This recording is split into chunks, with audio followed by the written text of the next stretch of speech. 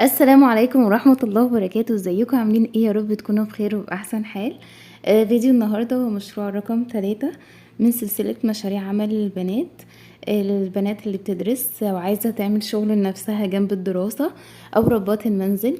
الشغل ده حلو جدا للبنات لأن الحاجات دي بتكون مميزة جدا عند البنات، وهي اللي بيكون عندها صبر أكتر. كمان ممكن تكون هواية ليكي تقدري ان انتي تمارسيها في اي وقت وتستمتعي بيها، مش بس تكوني بتشتغلي فيها، لا تكوني بتشتغلي في حاجة انتي حباها. الشغل ده حلو جدا للبنات اللي بتدرس وعايزة شغل جنب الدراسة. للبنات اللي مش بتقدر ان هي تطلع من البيت لأسباب كتيرة. ربات المنزل الشغل حلو جدا، هتقدري تتعلميه وانتي في البيت وتشتغلي فيه وانتي في البيت وتعملي تسويق لنفسك وانتي في البيت. طبعا انتوا عرفتوا الفيديو عبارة عن ايه من خلال اسم الفيديو، من خلال الصور. بس احنا هنتكلم عن ازاي نتعلم الشغل ده وازاي نبدأه وازاي نبدأ المشروع بتاعنا وايه الافكار اللي ممكن تساعدني علشان اطور المشروع بتاعي ده وازاي ابدأه صح. اسم المشروع هو فن المكرمية. طبعا ناس كتيرة عارفاه، كتيرة جدا عارفاه، وفي ناس ممكن تكون شافت ليه صور او فيديوهات ولكن متعرفش اسمه ايه. بس ده كان من زمان جدا الناس بتشتغل فيه. قعد فترة الناس ابتدأت تلغيه ان هي ما بتستخدمهوش، وبعد كده ناس رجعت بأفكار حلوة جدا زي ما انتوا شايفين في الصور. شغل كله إبداع وكله حاجات حلوة جدا جدا جدا مميزة، وأكيد بتلفت النظر وبتكون كويسة. فالشغل ده تقدري تتعلميه من خلال النت، تسمعي فيديوهات عنه في مواقع التواصل. موجود متوفر صفحات كتيرة جدا جدا، تدخلي الصفحات دي تشوفي ايه الافكار الجديدة. انا مجمعة لك هنا في الفيديو مجموعة افكار كويسة جدا مختلفة. ما تحتاريش وانتي بتعملي المشروع بتاعك، هتلاقي كذا حاجة ان انتي تشتغلي فيها، وكمان سهل ان انتي تشتغليه.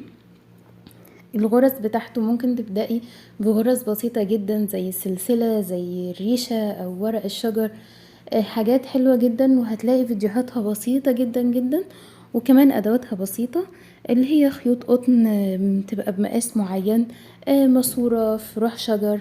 طبعا لما تبداي في تتعلم تعمل نفس الكورس في البيت، ان انت تبدا ان انت تدخلي الفيديوهات اللي هتحتاجيها، تبداي تتعلمي الحاجات من الاول وخطوات، هتكثفي نفسك وهتعرفي نفسك بمعلومات كتيرة حلوة جدا خاصة بالمشروع، هتفيدك جدا وانت بتشتغلي.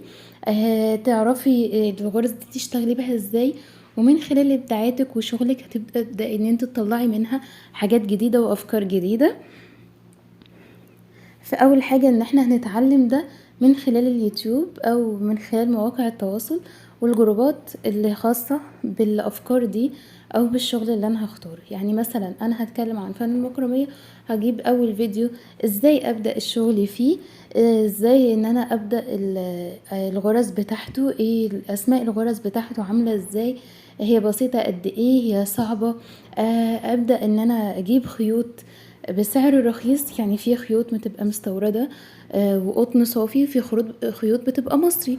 ممكن نجيب الخيوط البسيطة اللي هي مش غالية عليا اتعلم فيها، لكن في الشغل هجيب حاجات نظيفة علشان شغلي يكون ظاهر اكتر وعلشان الشغل يكون مميز اكتر. انا دلوقتي اتعلمت غرز مختلفة، ازاي اجمع الغرز دي مع بعضيها بيبقى حسب الشكل اللي انا عايزاه.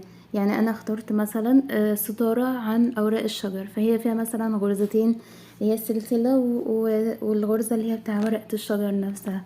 فخلاص هما دول اللي انا اتعلمتهم، فهم دول اللي انا هشتغل بيهم، وهم دول اللي انا هعملهم. في الوان مختلفة وفي ابيض. ابدأي انت لما تعرفي المشروع بتاعك هتعرفي تنزلي تشتري الخيوط بتاعتك حسب احتياجاتك، هتفهمي اكتر في انواع الخيوط، تقدري تساعدي نفسك اكتر. طيب انا اتعلمت وبدأت اول حاجة اعرض مشروعي ازاي. بتعملي لنفسك جروبات على مواقع التواصل، الواتساب، الفيسبوك، الانستا، اي موقع انت بتبقي بتتواصلي فيه اكتر تعملي فيه جروب. بتضيفي الاول اصحابك، بتخليهم يضيفوا اصحابهم، ممكن انت تعملي مسابقات، بتعرضي اسم الجروب بتاعك او الشغل بتاعك في المشروعات، في الجروبات الخاصة بالمشروع ده. يعني فن المكرمية هتلاقي جروبات كتيرة عن فن المكرمية، فتدخلي في الجروبات دي وتبدأي تعرضي حاجة من اللي انت عملتيها. مثلا انا مبتدئة في كذا، ايه رأيكم؟ هتبدأي تشوفي الاخطاء تتعلمي منها. لو حد هينتقدك في حاجة وهيقولك التعديل بتاعك في اللي انت عاملاه، لان هما برضو عندهم فكرة في الشغل وان هما بيشتغلوا فيه، وهيبدأ يقولولك ده كويس ده حلو. هيبدأوا يساعدوكي في ان انت تسعريه ازاي، وتبدأ ان انت تنزليه في الجروب بتاعك. كل فترة اعمليه مسابقات، حاجات بسيطة. كبري شغلك خطوة بخطوة. ابدأي بحاجات ما تكونش كبيرة جدا ليكي علشان خاطر التكلفة ليكي.